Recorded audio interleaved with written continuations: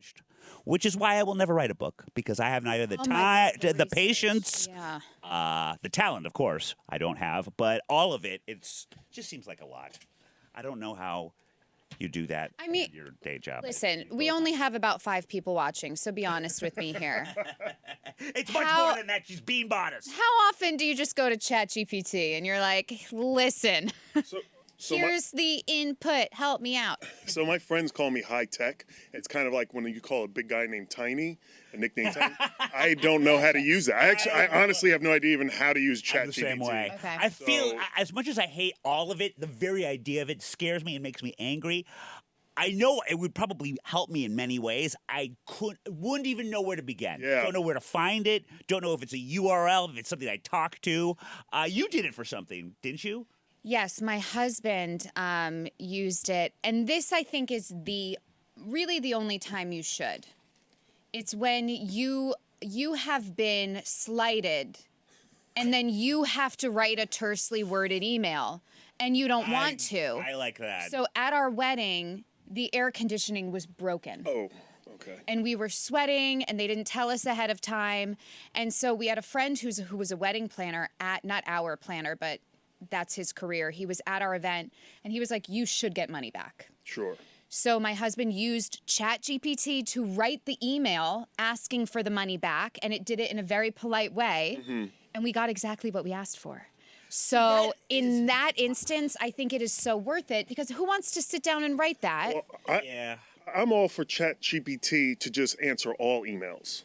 Okay. Like I am a big fan of just creating some sort of it reads all of my previous emails, it gets my tone, my cadence, it can then answer emails, and then I get like a digest at the end of the week, like how many students email me, how many hate emails did I get, how much, and then maybe there are a couple emails that I flag and I'm like, hey, you guys want me on the show? That gets flagged, I can actually answer that. Yeah. That's what I'm looking forward to, because emails are just super overwhelming. Yep. I love that, but as a fellow Luddite, I also find that tech hates me. So I feel that ChatGPT behind my back would agree to things I don't want to agree with. Answer emails that shouldn't be answered, and maybe even give money to some, prince in Europe.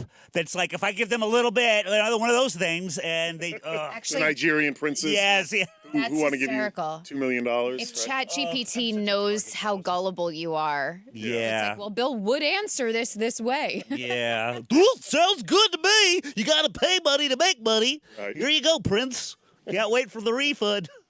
Ugh. And it would say that in my voice, too. God damn it. Yeah. Now it's all I can think of. So are you excited that you're seeing sort of the finish line to this book? Are we ready? Yeah, so the new one that comes out in May is done. I just got the cover, finalized design. All of the blurbs are in. It's in. So I'm kind of done with it until it comes out. So really excited. And it comes out May 2024. Speaking of getting emails and stuff like that, how does one go about asking for blurb? I was just going to ask that. Do you ask? Do your publishers ask? So for the new book that's coming out with Haymarket Books, it was kind of a combination between their publishing team and me. So some folks I know, some folks who I was like, I really would love them to do it. I think the ask was maybe around like 14 or so people all together, and I think we got about 8 back. So it was pretty good, 50%. That's great. But then what do you do if, like, for either room or you just don't like the blurb? I mean, that's a weird, awkward position where you're like, sorry, buddy, thanks for the love, but that's why you have a publisher. Let them deal with it. Yeah, they kind of take they take over for that part. I mean, I guess if you ask someone to do a blurb and they don't like it, maybe they don't get back to you, and maybe that's why I only got 8 back instead of 14. I mean, lazy. Or lazy. I don't know, but I would hope that no one would send a blurb back saying this is shit. And I'm talking about you. Maybe you not liking the blurb. Me not liking it. Yeah, I guess. But I liked all of them. I really liked all the ones I got. I got some really. Yeah, some I think big if names. someone's writing a blurb, they it's going to be favorable. Oh, of course. Generally. Yeah, that doesn't necessarily mean you're going to like what they're giving you. I wonder if the blurbs are written by Chat GPT. Well, I know one's definitely not written by Chat GPT because one is a guy who has been incarcerated since 1981. Mumia Abu Jamal. Oh my God, of course I know him. Yes. So it was a big ask. I was really excited that A, he agreed, and B, I was able to get it. And so I know that one was definitely not Chat GPT. That's huge. Oh my God. Jesus, it's been since 1981. That's amazing. Yeah. Well, congratulations. That's Thank you. I was on the subway this weekend. I've yet to see the National Guard. That's my seg for your story. I have yet to either. And I get off at a very busy subway stop. Yeah. In Midtown. So I'm not sure when it's rolling out. Maybe it's taking a little... Maybe it hasn't even happened longer. Yet. But, you know, we're learning more about this. I don't even know if you can call it a program. About this order by the governor. Overreaction? So last week it was announced that 750 National Guard soldiers were going to be deployed to New York City's subway, in addition to 250 MTA police and state troopers. So a total of 1,000 more bodies present in order to create a safer environment for, what's the word they use, strap hangers? Is that how you say it? I always love whenever I see that word. And like, why couldn't you just say commuters? That goes back to the days of trolley dodging. It's so funny. Trolley dodging and strap hangers. Anyways, they're going to be looking in bags. That's going to be the thing that keeps us the safest, is looking in bags.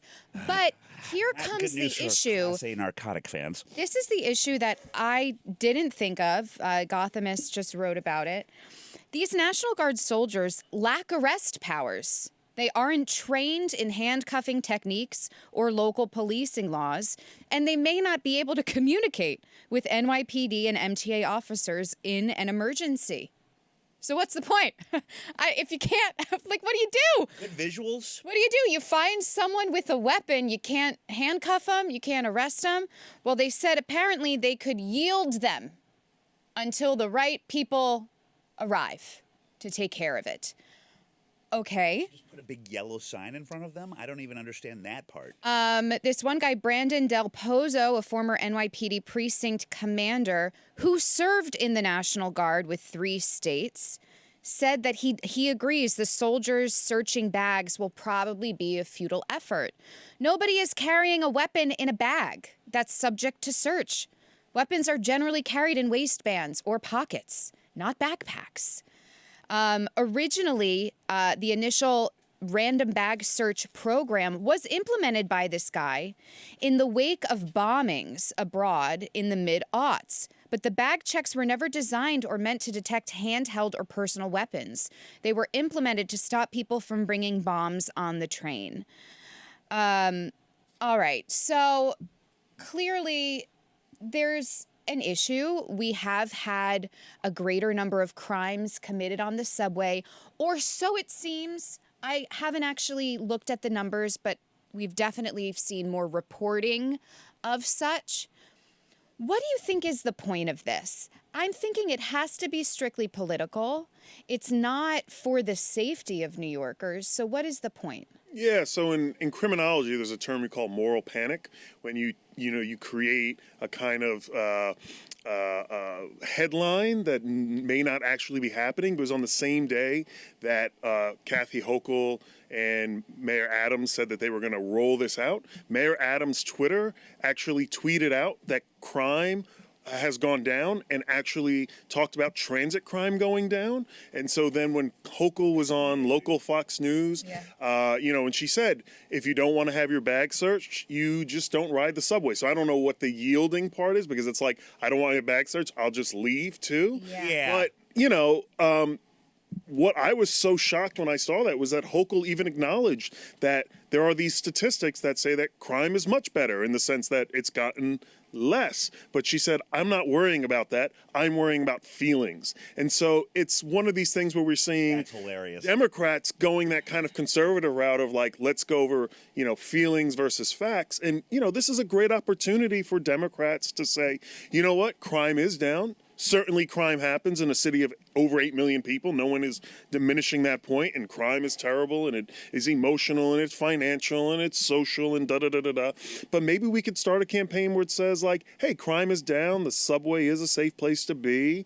Let's roll out that sort of narrative as opposed to having guys making it look like it's a checkpoint in Baghdad. No, I can't. I don't even understand the strategy of that. Rather than kind of like hiding a very positive new trend here, they're just like, well, we made this decision, so let's just put the spotlight on that and none of these statistics, please. Like, that is mind-melting. Yeah, and also I believe, I read it recently, but it seems to me like crime overall in every category, aside from car theft, I believe, has gone down across the board in the United States. Majority is already dead, so they have nobody else to kill, I believe. Well, now you're being a Professor Bummer with regards to that. But if that's the case, then good. You know what? Then I survived the culling. And now I can reap the rewards of no crime. Yeah. I saw a great TikTok. No such thing. How every wonderful sentence starts. And it was a woman who, born and raised, I want to say it was the Bronx, and she was on the train, and it was like 5 o'clock, and everyone's commuting, kids coming back from school. And there were these 2 young adolescent men who got on the train and started rolling a joint and went to light up. And she's an educator, and she's like, I just saw red. And she's like, everyone's just kind of ignoring it. And she's like, but I couldn't. Because there were children on this train, and we're all having to smell this. And she said to one of them, like, what are you doing? There are children on this train. He's like, I'm sorry, I didn't see the kids. She's like, no, you can't do this. It's packed with people. And she's saying we need to, as a community, not just turn a blind eye to bad behavior. Now, dangerous behavior and bad behavior, there is a fine line, and I certainly don't recommend anyone sticking their nose in a situation that could potentially hurt them. I think so many New Yorkers don't say something because they don't know perhaps what the result could be in challenging someone in that way. But I do like that idea of just like New Yorkers looking out for each other in that way. Yeah, and I think as you just brought up, there's a certain level of accountability that this educator brought to these young men. And did they not smoke? Because it's, I don't know. What was the end goal? Oh, yeah, they put it out. Yeah, awesome. So they didn't need to get arrested, have their bag searched, go to jail, have a felony. I mean, so it was something that was able to be, quelched in a kind of much more easy way than, let's stop the train, have the NYPD come on, do a search, because then everyone's going to be pissed at her because we all have to get to work. Yes. Oh, God, yes. Citizens on Patrol. I think that was a Police Academy sequel. My advice for anybody who is rolling a joint in a subway and a teacher comes up to you and tells you not to, just say you have glaucoma. And continue lighting up. You don't need a medicinal card anymore, I don't believe. Or there's the talent of being able to sit there and roll it on a moving train. Sometimes it goes herky-jerky. I have to say, that part's impressive. That's its own TikTok right there. How to roll a joint. Just trying to use my phone with one hand is dangerous enough. I couldn't imagine. Good for that guy. I think I'm team joint roller. Did it say whether or not this has started yet, or is it still on the cusp? Maybe that's why I haven't seen any of these. They said they're rolling it out. Yeah, Who knows how long that will take? There was definitely some video, and it looked like it was at the Times Square station, but I can't confirm it. What I always find really fascinating with the whole, police where they're at is how and where police are standing. So at some stations they're standing outside of the turnstile, sometimes they're standing inside the turnstile, sometimes they're hiding behind a pillar, waiting to catch you. And I'm always really interested in who makes those decisions. Is that a particular officer and his or her partner saying, all right, let's do the cat and mouse game, or why don't we stand and try to be more deterrent? Or is that a precinct wide, all right, you're gonna hide, you're gonna stand out here? Because it's always interesting depending on where. Honestly, it must have been after reports have been written up, they see where the most arrests or, fines were given from. So they're like, if I have to meet my quota, if I stand here, I will likely catch the most number of people. That's my guess. But I would assume, I would say, where I live in Brooklyn, right? At 6 o'clock in the morning, when I'm on my way to the gym or something, it's me and a bunch of construction workers. Yeah. And sometimes it's the construction workers who are going through the door and it's open, and then the cops come out and jump on them. I'm like, they're not committing crimes, they're going to work. Whereas like definitely at Times Square, there's people, whatever they're doing, they're jumping over the turnstile at a greater number. I've never seen They don't anyone hide busted there. for that. Yeah. Yeah. They don't hide there. Maybe they're busting them now, but yeah, and there's got to be a rhyme or reason to where they're positioned and what stop, but it doesn't make any sense to me. Yeah. I just know that there's always a lot of I don't think National Guard. I think actual military at Grand Central with a lot of bomb sniffing dogs, and that's always real unnerving. Yeah. There never seems to be Is a it problem. supposed to make you feel better? I don't know, but they got like Or does it make you AK-47s more and shit. nervous? Yeah, I don't know if it. What threat was just given that we aren't privy to, and that's why there's more presence here? Yeah, well, I was at Penn Station once on New Year's Eve buying a train ticket, and an inebriated person came up behind me, and I was like, "Give me some room, buddy!" Like he was like really on top of me, and he was like a white dude, and he was clearly drunk, and he started screaming, "Get this terrorist! Get this terrorist!" And I got upset, and I was gonna like say something to him, and I was like, "Brown guy with a beard pummeling the white guy with all of those kind of paramilitary or military on New Year's Eve were like the heightened." So I was like, "All right, let me let this one go." Man, New York and New Year's Eve are two of the worst phrases in one sentence ever. That I equate that to St. Patrick's Day. Just I hide. Next week. I stay inside. I do not go outside. Speaking of like the worst Amateur day to hour. take the subway. Even worse than SantaCon? SantaCon's up. SantaCon's in the SantaCon might category be- now. might Yeah. be God worse. damn, that's awful. That I think the last 2 years I made sure to be out of town for that one. But there's just people. I mean, all of the cliches of St. Patrick's Day are that and then some in fucking New York because there's just like people slipping on vomit at like 10 in the morning. Yeah. It's unfucking believable. With the green beer and and also poor Irish people. I mean, it's just every Irish stereotype on steroids that day, and that's how they're celebrating this otherwise solemn holiday in their homeland. By green beer, giant green hats, and I do like a green vomit. bagel. Well, you're festive like that. I am. And the Shamrock Shake at McDonald's. Those are pretty good from what I recall. Or are they? I bet I remember it better than it really is. You got there's one other one that we had that I know you like. yes. Oh, yeah, the man. Okay. Speaking of drinking like a man, how about acting like one? This is from Study Finds, where I find all of my studies. That was word repetition. A poll of, now here's where they lost me, 2,000 British men. You couldn't find men in America? Doesn't like British people. Half of who were sexually active, important to note, I guess, examined the pressures men face to conform to specific masculine ideals, with 80% acknowledging societal expectations for male behavior.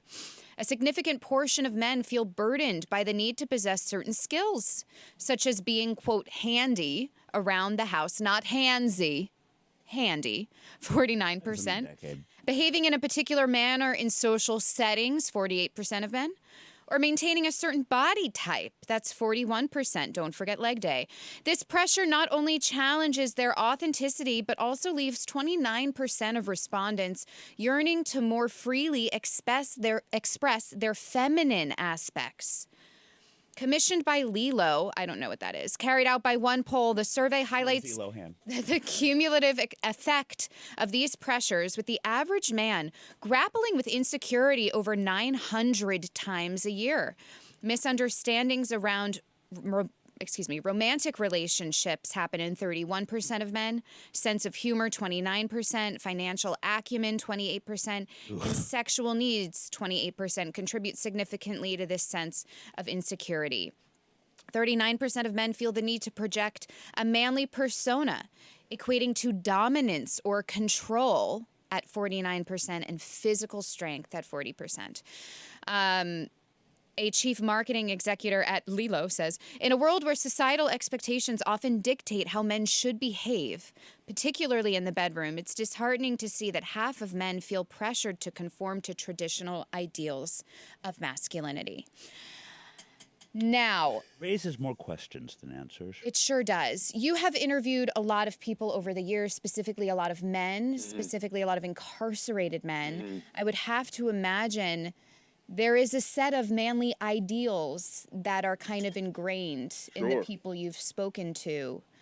What have you kind of found about fitting into those stereotypes? Yeah, so men are allowed to show emotion. It's just which emotion, right? So you're allowed to show anger. You're allowed to show a certain level of sadness if it's still like concentrated in this kind of I'm tough. Yeah. But like you can't cry in front of other men or you can't be too happy in front of other men. And it all kind of circles back to this like femininity, like if you're any of those other things, you're gay, right? And and there was, and I was a teenager in the aughts, right? And that was like the kind of thing. Everybody was that's so gay or this is so gay. Oh, yeah. And I've seen that a little bit change with some of the Gen Zers, right? Where they don't really say that as much.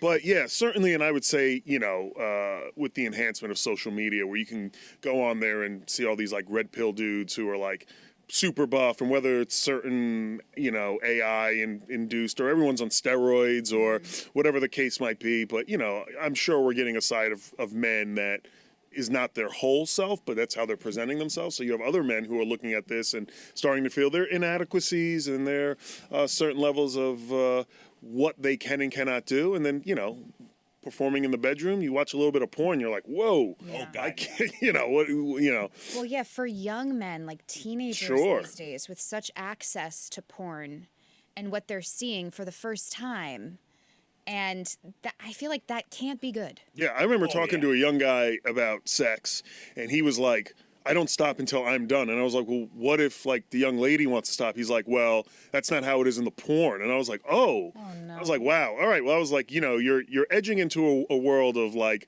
I was like, what if she says no? And he was like, well, then I'd stop. But I was like, but like not reading body language or like levels of liking it. And I was like, okay, but it was all equated to how he saw porn. Yeah. Yeah. Oh my God. This is just something that we're not going to fully see the results of for a long time, and it's not going to be good. Yeah. Porn is like I always look at porn a little bit with the way people consume it now with Botox. Everyone's doing it, but we don't know what the long-term repercussions are going to be, and we won't for another 10 to 15 years. That's why we have to appreciate what Pornhub does, or at least what they used to do when they published their like data of like what people were actually searching. Oh yeah, stuff like that. That was always really interesting, and it was all the Bible Belt states that had all lesbian porn. Yeah. To the point where I think Utah's trying to shut it down. Period. Right now, right? Yeah. Aren't they trying to get rid of porn? Period. And by the way, I think South Carolina or North Carolina, a buddy of mine lives down there, and he was saying there's some restrictions on. Yeah, you're supposed to register. You have to register your address, your name. There's some weird thing that he said was like very much a deterrent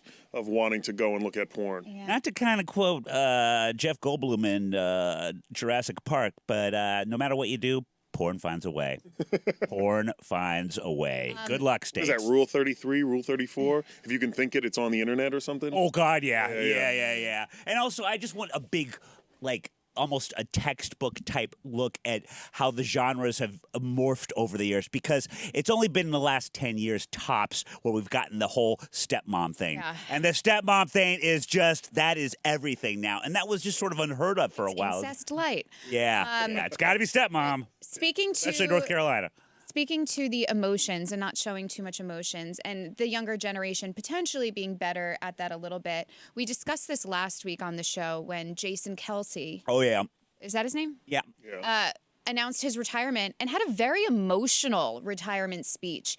He's been seen crying. Travis has been seen crying. So how important do you think it is for these like big NFL people to be showing emotion? Do you think that's going to potentially positively impact young boys who are watching?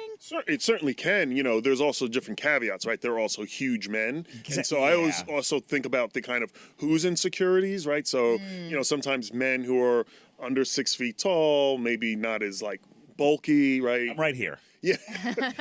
But you have a full head of hair. You're not bald, which is another thing, right? I know, but the new haircut makes me look even more like Billie Jean King. I mean, when you're exuding lesbianism. Right. And then he's also tied to a pretty brutal sport, right? And so we've always been able to like show emotion when it's tied to certain levels of like violence. Sure. Especially, football and probably the most, aggressive of type of sport. I mean, outside of maybe boxing, MMA, but football's right up there.